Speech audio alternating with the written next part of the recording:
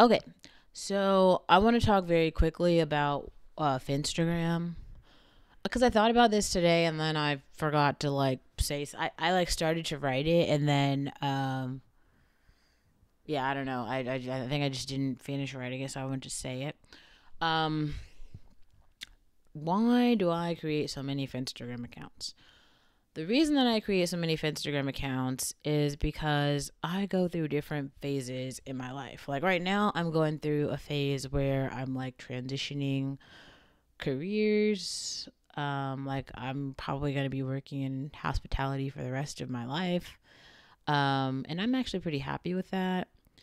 But I'm also like transitioning from a space of being in community with my family members to not being in community with my family members, and also almost being like anti community with my family members.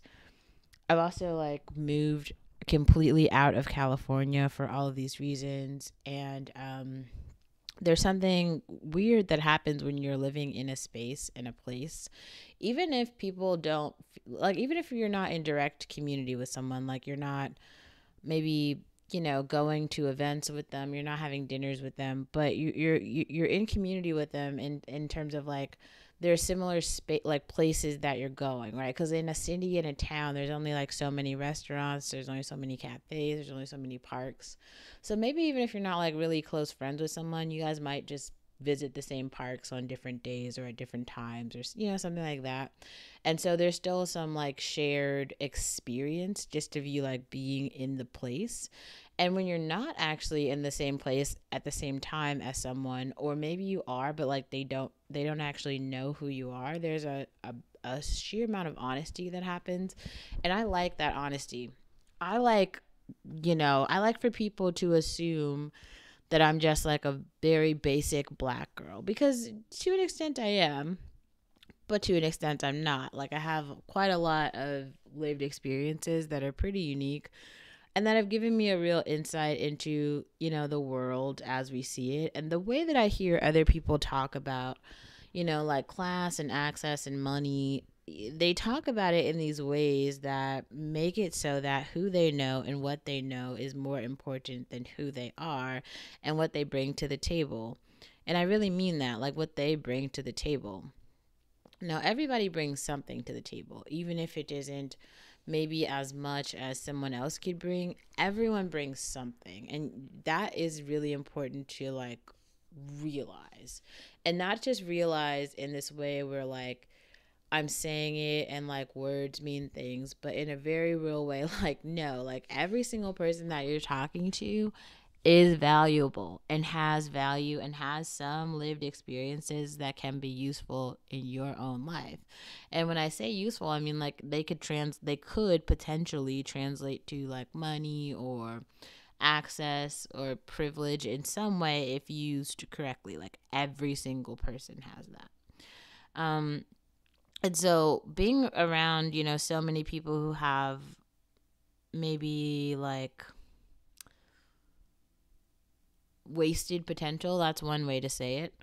Um and just watching it over and over again, and then other people who feel like they understand society and the world because they've like pinpointed all the people and all the data points that they know. But it's hard. How can you like understand a data point or a person if you've never met them and if you've never chatted with them and you don't know their story? You could be talking to a billionaire and not know it. And so you might just say a whole bunch of shit because you have this idea of like what a billionaire looks like, right? They've got Gucci, and they've got, cars. They have family members, whatever the things are that you think are so valuable. Oh, they have all these things, all these things. And then you meet somebody and they don't have any of those things, those like that iconography, right? That you have seen that is resembled to like whatever wealth. Maybe you're a person who likes wealth, or you're a person who likes beauty. It's another reason, and I'll share something with you. So one of the reasons why I really like just coming on looking dusty, like regular, like, oh, like no hair conditioner, no not even a scrunchie or a hair tie. I mean, like 4-month-old French braids. Like I do that shit on purpose, and the reason that I do it is because I wonder how people treat black women when they think they have nothing, right? Like, what if I was just like just a poor regular old black girl, just poor, no education, nothing on. I can't even afford to get my hair braided, Like, how do people treat me then? I love to experience that. It's not about proving anyone wrong, because I never want to do that. I don't really care about that. I don't want to change any minds, but I do love coming on after and talking about it. This is where all my Patreon content comes from. It's about going out into the world. It's mostly white society, and then watching them react to the regular black girl, right? It's me, the regular black girl. And then just kind of just watching all the things that they talk about, watching them talk about their goals and their, like, where they hope to be in life, all their hopes and dreams and shit. And me just kind of like really sizing them up. But I don't really say much back. I could share some of my lived experiences, which I feel like over time I've slowly started to do that. And then a lot of them don't fit. And I always say this to people. My lived experiences don't fit well with others because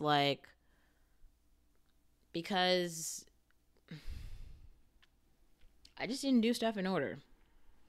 I just did not do stuff in order. But